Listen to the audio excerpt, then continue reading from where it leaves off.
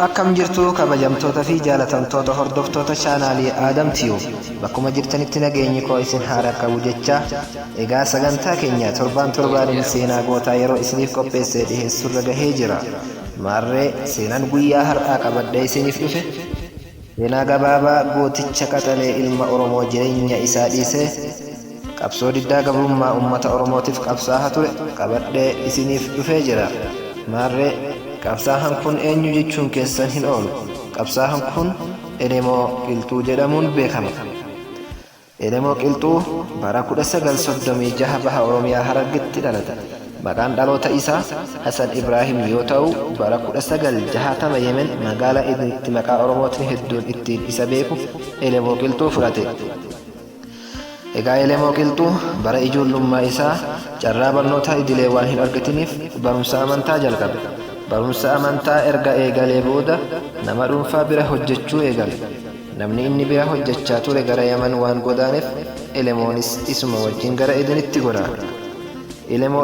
Elemoon Edenitti galee hojii dhuunfaa isaa eegalee haadha warraa Ammuunee Omar fuudhuun bultii dhaabbate. Elemoon hojii dhuunfaa isaatiin milkaa'uun isaa bara 1966 ija tika imbaasii Itiyoophiyaa biyya Yaman jiru keessa gale.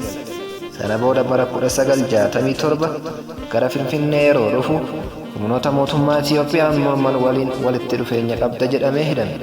Mana hidhaa keessatti baatilee hedduuf dararaa fi reebichi irra gahaa ture. Dararaan Elemoo Qilxuun irra gahe kun jireenya isaa jijjiiruudhaaf sababa ta'e. Sana booda maatiin Elemoo buusii buusanii qaamolee mootummaan waraqaa eenyummaa isaa qabataniif laatanii hidhaa irraa akka ba'u taasisan. Hidhaa irraa erga hiikamee Elemoon jireenya isaa qananitti deebi'uu hin barbaadu. Maatiif jiruu dhuunfaa isaa dhiisee bara 1968 Somaaliyaa magaalaa Moqaadishoo dhaqe. Qabsaa'ota Oromoo Somaaliyaa turan waliin wal argee dirqama kaayyoo Oromoo biyya Arabaa keessatti ibsuu fudhate. Sana booda gara Yaman deebi'ee waldaa Oromoo bu'uuressuun dura taa'aa ta'ee gaggeesse. Itti aansuun mootummaa Yaman amansiisee waajjira siyaasaa bane. Kana booda hojii siyaasaa irratti fuulleffachuun Oromoota bahaa giddu galeessa jiran dammaqsaa fi ijaaraa mootummoota Yaman, Siiriyaa, Iraaq akkasumas dhaabbata bilisummaa Paalestaayinii fi adda bilisummaa Eertiraa irraa gargaarsa fi deeggarsa fudhachuutti bobba'e. Gargaarsa mootummaa Iraaqiin leenjii loltummaa yeroo jalqabaaf baatii 7 leenjisee ajajaa waraanaa jaarraa abbaa gadaatiin hoggansiisee bara 1969 Harargeetti bobbaase. Waraanni kun gara Harargee osoo imaluu kaaba Somaaliyaatti humnoota mootummaa Soomaaliyaatiin walitti bu'anii hedduun wareegamanii Elemoo fi warreen hafan hidhaa ganna 5 fi baatii 6 adabaman. Elemoon taatee kanaan osoo abdii hin kutatin gargaarsa adda bilisummaa Eertiraa irraa argameen lola bilisummaa eegale. Walgahii Maccaa fi Tuulamaa bara 1973 ture irratti qabsaa'ota Oromoo wajjin wal argee walgahiin kun bu'uureffamuu adda bilisummaa Oromootiif haala kan mijeesse ture.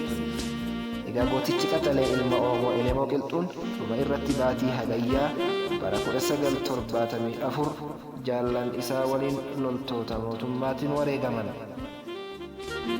Egaa kabajamtoota fi jaalatamtoota hordoftoota kun seenaa gabaabaadha. Waa'een Elemoo Qilxuu immoo wanta haganatti haasa'anii osoo hin taane wanta kitaaban iyyuu osoo barreessanii himanii hin dhumne waan ta'eef kanaaf ani immoo seenaa gooticha kanaa gabaabsee isiniif dhiheesse. Egaa seenaa kana qopheessuun kan isiniif dhiheesse ani Aadam Abdullatiif jedhama. Hanga seenaa biraatiin walitti deebinutti